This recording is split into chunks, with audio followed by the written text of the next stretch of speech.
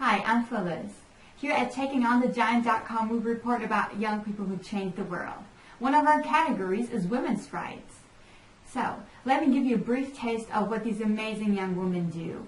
First, Alexandra Brodsky, herself a victim of sexual violence at Yale University, is taking on this mighty institution. Well, I think that the real problem here is that schools are viewing sexual violence as a problem of PR, of branding, as opposed to an issue of public safety and sexism.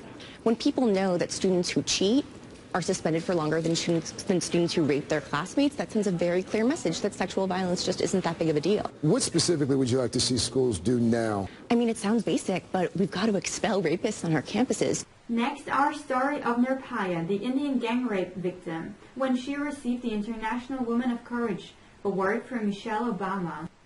Next, the 3 teenagers who are responsible for the first woman commentator at the presidential debates.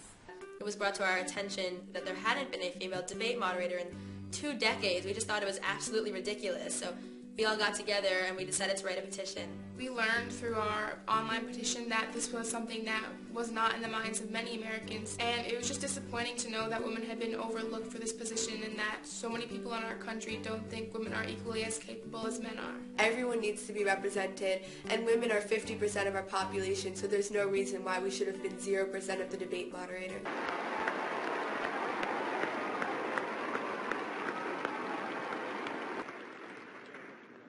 Gentlemen, thank you both for joining us here tonight.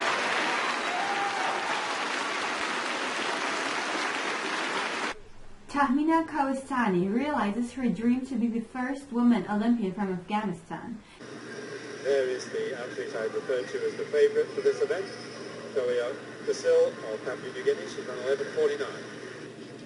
And there is Kawestani of Afghanistan, making history by being the first Afghanistani woman to compete in the Olympic Games athletics.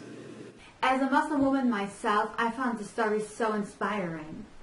How about the teenage girls who got 17 magazine to agree to show photos of girls who look like them instead of these unrealistic Photoshop models? We work for an organization called SPARK, and at SPARK we're committed to ending the sexualization and objectification of girls and women in the media. Amen. Yeah.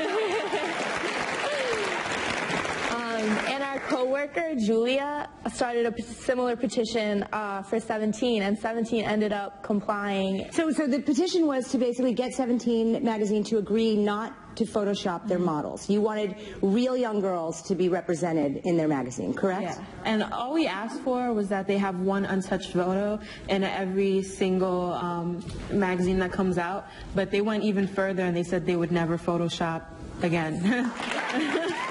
And then, of course, the powerful and moving speech by Malala at the UN. So here I stand, one girl among many.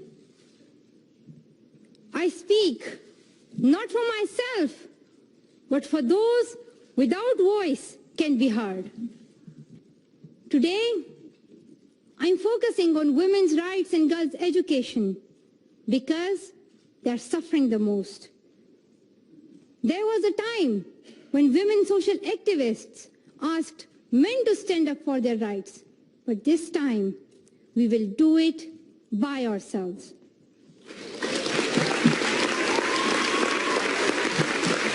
President Obama said young people 50 years ago paved the way for civil rights.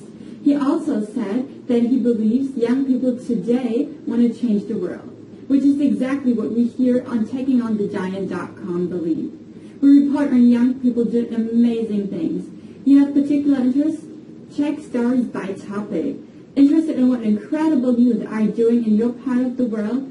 Check stories by location. You have to do a report for school? Check here for over 100 interesting young people to write about.